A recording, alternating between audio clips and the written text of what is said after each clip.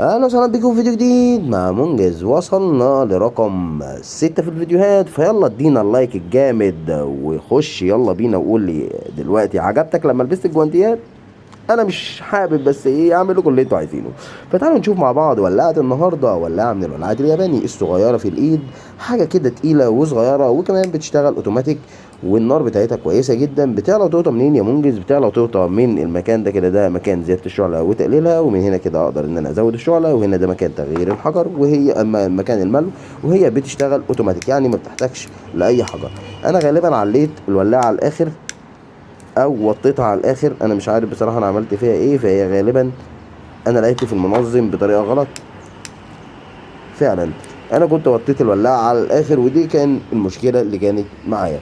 طبعا الولاعه شغاله وكفاءه تامه ومفيش فيها ادنى مشكله. ولو عجبك الفيديو متنساش دوس لايك سبسكرايب، عرف صحابك عننا وشوف اللي فاتك قبل كده. سلام.